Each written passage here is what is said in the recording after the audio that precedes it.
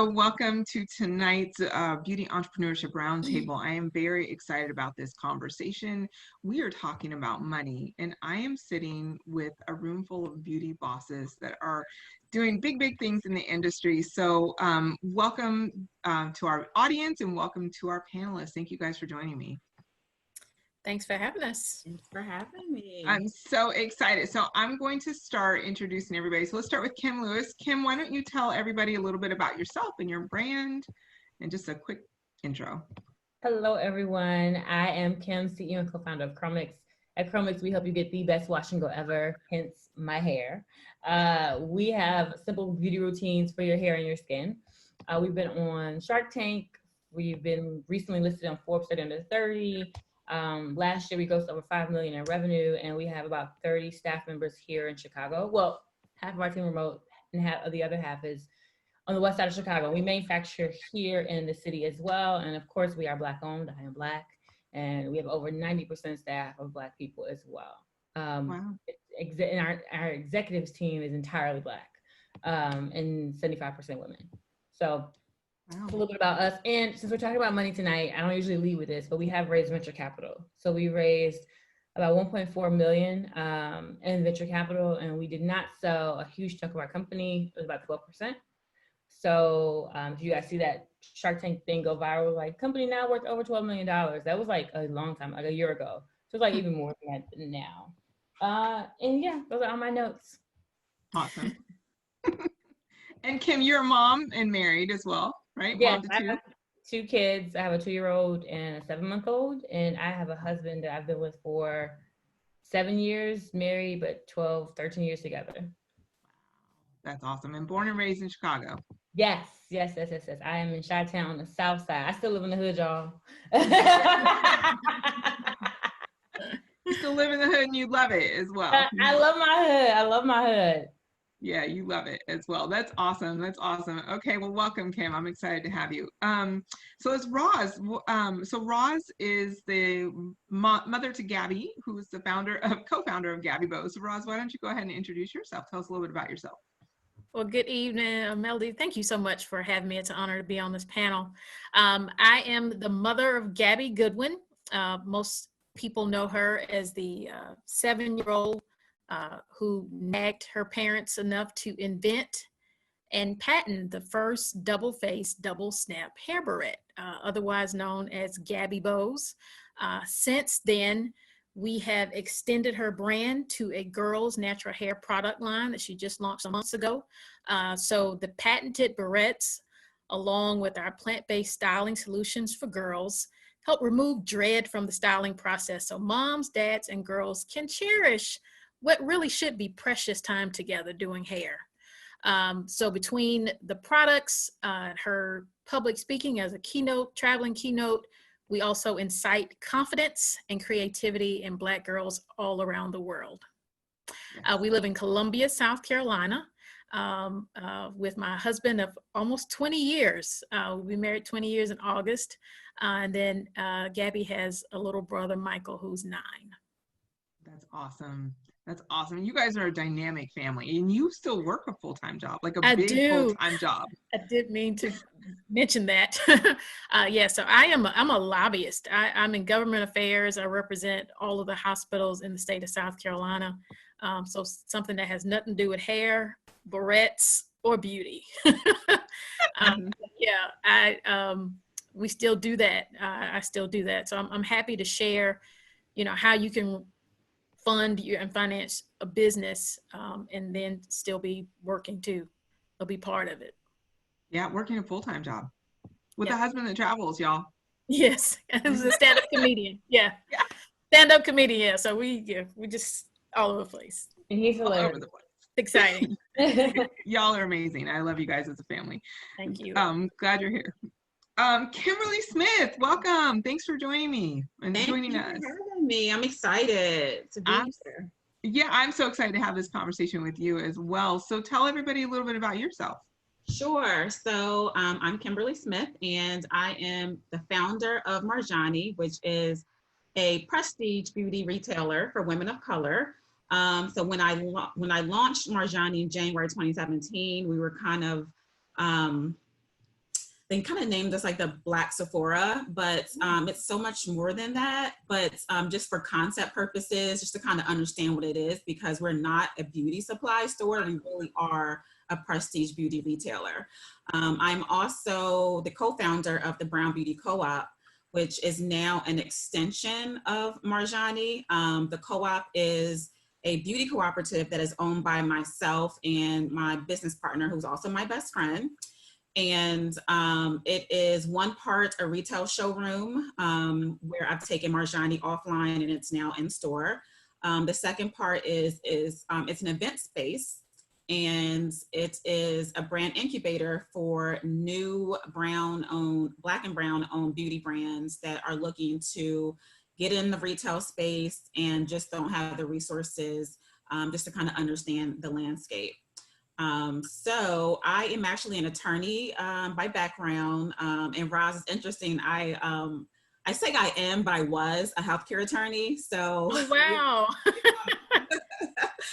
yeah, and so I am a attorney turned beauty entrepreneur. So that's my story. That is awesome. So, and we'll dig into this a little bit. I guess I knew about the Brown Beauty Co-op, but I didn't realize that Marjani was a new kind of venture. I don't know where I've been. So Marjani came first, yeah, and then Marjani came first, and then the yep, Brown Beauty and then the Co-op. co-op. Okay. Yep. Okay, awesome. That is awesome. And how long have you guys been in business? So the co-op we opened in December of 2018. Oh, wow. Yeah. So Oh, wow. it's new. How's it going? It's crazy. I mean, I think to me it's interesting because, you know, when you're open a business, right? So you plan for, you know, the what ifs, and if something doesn't happen, you know, the first few years of business, you assume that the business is not going to do well the first few years because you are trying to grow. One thing you don't plan for is when you are forced to close your doors. It's a different scenario. So for us to kind of be in the midst of this pandemic, it's like, okay, we have a store, and it was built on community. It was built on a business model that involved people coming into the space. And then, so now being forced to close, it's a totally different scenario. So it's not something in my plan that I said, okay, well, what if there is a pandemic and we have to close for an unforeseen amount of months, you know? So it's definitely been a period of, I'm over this word pivot, but it really has been a period where on a daily basis, we're kind of addressing what's going on. And as of today, I have no date on when the store is going to reopen. So. Wow. But you're doing curbside?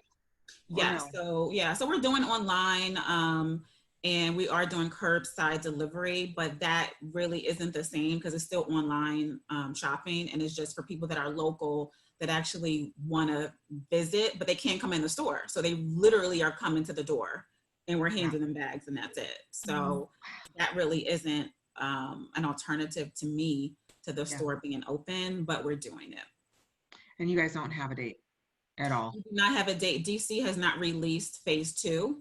So we are just in the midst of phase 1 where non-essential businesses can do curbside. Wow. I can't wait to dive deeper into that experience for you. Because that's part of the conversation tonight. How did you financially plan for that? Right. She's like, yeah, let me talk to you about that one. Okay, so Shanti and Mabel are still joining us. Shanti just joined us. Hey, how are you? Can you see us okay? Hey. Hey, how are you? How's it going, girl? It's going. It's going. That's what I was. Going well. Yeah, it's going. Awesome. So we have Shontay Lundy, the founder of Black Girl Sunscreen. She just hopped on, and I'm so glad that you're here because you just raised $1 million, didn't you? I did, but at the same time, I feel like my blouse is like blending into my chair, and my hair is blending into my picture. So it's like a weird dynamics, and I'm just trying to fix that. Like it's like bothering. You're glowing. You look. Yeah, you're glowing. Yeah, thank you. Yeah, that happened. It's actually a pretty intense process, but we got it done. It was intense. It was emotional, but then at the end, it feels really good. Awesome. let's dive into that. Let's dive into that. So, Gwen had a family emergency and wasn't able to join us, but she said she promised she'll be on the next one, which I know she will. So Mabel is going to be joining us, but I thought I saw her on here and I don't see her. So let's kick off, and I'll add her if we see her soon. So ladies, tonight is a conversation. We're talking about money. We're talking about different stages, because obviously you guys are all a little bit advanced into your business, but you guys have grown. So I wanted to ask the first question. How did you finance your business in the beginning? And Roz, you want to start with that one? Absolutely. So for our business, with it being a product-based business that we could not make ourselves, we certainly had some challenges financing the business at the beginning. Because, Gabby at the time was 7, and it was kind of hard for banks to take us seriously about this persistent little 7-year-old who wanted to create a barrette that wouldn't slip out of her hair. So we did approach, our banks at the time, and they was like, that's really cute, but no, here's your checking account, here's your savings account, that's about it. So we had no luck there, and of course no proof of concept. And we had an idea and basically a drawing, but we needed tooling, we needed manufacturing, we had to ship it from overseas because we couldn't source it here, or you would have been paying $10 a barrette for a piece of plastic. So we really had no choice. And I don't necessarily recommend this for everybody, but if you're in a situation like ours, and you got a product-based business, this is where my husband often says sometimes your job has to fund the dream until the dream can fund itself. So as I shared before, I still am working, but we tapped into retirement funds to fund Gabby's dream. So my husband pulled out money because he had already left his job to pursue full-time comedy. I was still working, so I couldn't pull money out. I had to basically borrow against my retirement. Reasonable interest rates, honestly, if you've ever considered it. Like 4.2%, nothing's above 5%. And it's basically being drafted from my check every time I get a check. And that's how we first financed the business, which people are like, my kid has dreams, but I don't know if I'm gonna go that far.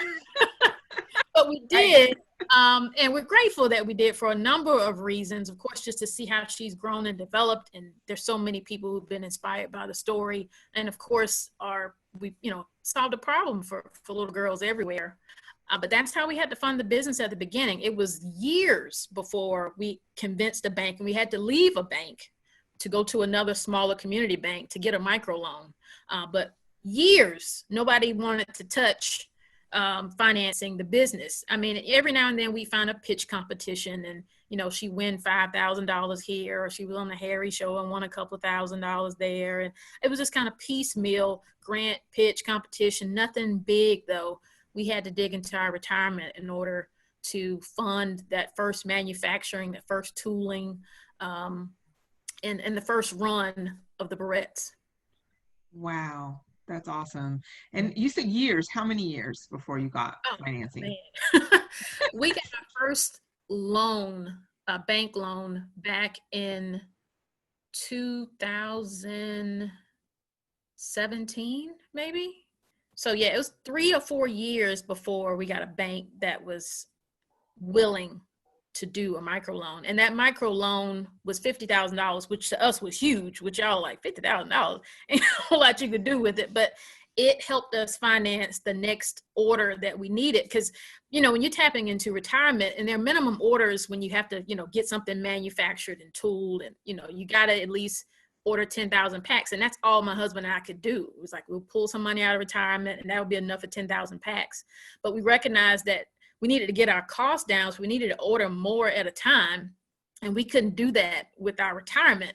That's why we needed the push of a loan. So we got that micro loan, and we had to leave a big brand bank that, we thought was doing us some service. And I really encourage everybody here, consider leaving your bank. If it's a big bank that's not helping you in your business, doesn't see your vision, shop around until you find a bank that does. And a lot of times it's in a smaller community bank. A big advocate for Black-owned banks. Just go find and shop for a bank who sees your vision and is willing to work with you to get you to that point. You know, we were with a big bank, and we took our little money out of there and marched on, left, and went to the, it wasn't a whole lot of money, but we made a statement. Like, y'all don't believe in us, our money ain't gonna be here either. So we out of here. And we left and got that microloan about 3 or 4 years after we started the business. Wow. Wow. Okay. That's awesome. Well, I'm glad. And I know you just recently got some money, but we're going to hold on that conversation. Yeah. Okay. So who else how did you guys get started when you were financing to start your business? You know, Roz, I want to say I have done the same thing as moved banks. We started with Citibank, but originally they kept marking our account for fraud every time we spent more than $10,000. And we manufacture. So it's like we're routinely buying raw materials and they would never increase the limit, or they would always mark everything as fraud. So we have a fraud hold on our card like every other day, because you know, they take a hit for that, and they wouldn't give us any loans. So we were there for almost like 2 years, and they saw our business pretty much go from like a few $1,000s a month to like $100,000 a month or $200,000, and they were just nothing. So we ended up leaving and going to Silicon Valley Bank, which is like more of a tech bank, and so they're way more flexible, but they don't really do traditional loans. And so I'm trying to move into our manufacturing building of our own. And one of my advisors is like, you need to go to a Black-owned bank. And so he put me in touch with the president of Seaway Bank here in Chicago, which is like one of the more popular Black-owned banks. So now I'm kind of going that roundabout. I went big, and then I went a little bit smaller. Now I'm going even smaller when it comes to banks now. So, but I was also told to have multiple banks. So we only really got one now, and I got to open up 1 or 2, because when you come into like a pandemic or a crisis, you don't know what your banks are going to do, and they have your money. So you really want to be like diversify your risk. That's good. Since I'm talking, I'll just go ahead into how we funded our business. Is that cool, Melody? Yes, please go ahead. Okay. In the beginning, we started out as a DIY box for curly hair. So we would send people the raw materials to make their own products, and we self-funded that with our credit cards. My husband and I we were 2 of us, 20 something, no kids, no real property yet, and we had great credit. My husband was making like 6 figures at the time, and so it was my job to kind of focus on the business. I realized that as a privilege, but I grew up poor, so I don't feel bad about that privilege. I grew up very poor. And so after that, we used the credit card to support the business, and I got into the venture capital scene. I met Arlen. Everybody knows her now, right? Arlen Hamilton from Backstage Capital. But I met Arlen at her first speaking event when she was terrified to speak. And it was her first speaking event ever. And it was in San Francisco, in somebody's basement. And I happened to see the event online. And I was living in Chicago at the time. And I'm still living here. And I was like, you know what? So many people are going to be at this event, Code 2040, and just some other people. And I didn't know who Arlen was at the time. I was just going because it was going to be venture capitalists, and they were going to meet with us and give us feedback on our business. And the tickets were $40 because they were for Black and brown founders. So I was like, oh, we going. I got to pay for my flight and my hotel, but we're going to go. And I went, and Arlen ended up meeting with us and really liked what we were doing. And at the time, she was handing out checks for about $25,000, but she didn't have the money yet. So this had to be maybe July 2017, in the midst of like me knowing my business needs to pivot. At the time, we were doing like $130,000 of revenue. And this was our second year doing about the same exact thing. And so I was like, we're not growing like a subscription box should grow. I need help. And I met my advisor. He convinced us to do flaxseed gel because it was our best-selling box. And we did it. And then we started growing really, really fast. And I got the check from Arlen maybe 6 months later when we actually pivoted as a flaxseed gel brand. So we turned our best-selling box into ready-made flaxseed gel, since there was pretty much like nobody on the market doing it in a professional way. Like there were some people on Etsy, but they weren't professional products. And then the other brands on the market, they were putting flaxseed oil into the gel, and that's not flaxseed gel. So the money came, like $25,000, and like now, like I could blow up to $25,000 on a couple of drum orders of like grapeseed oil. But then it helped me buy labels. It helped us buy a machine to make the flaxseed gel, which means boiling real flax seeds and extracting the gel. And it helped us with our down payment into an incubator. And that incubator is a manufacturing incubator. So you can own different units. And so if you start growing really quickly, you can put a hole in the wall and they'll give you the next unit and just throw it on your lease. So you don't have to move anywhere else. So I encourage you, if you are manufacturing in your city, look for an incubator. Which is funny is, thank God it's natural, TGIN manufacturers down the hall from us, which I think is hilarious. And so we were moved in there. And so at the time, we got the check from Arlen in February. That February, we had pivoted. We went from 3,000 in revenue in January to about 8,000 in February. And in March, I was like, if we could just get to 16, that would have been our best month as a DIY box. And we did 30,000 that month. And I was like, oh, wow, like this is like, Tim, you got to quit your job. So then he left his 6-figure job to come work for Chromix. And then all the while, though, this entire time, I am keeping up with investors, venture capitalists, people who I know write checks, and I am sending them our revenue, 3 problems that we're having, and three wins on a monthly basis. And I have like a mailing list of maybe like 10 people, and it probably grew to like 20 at some point.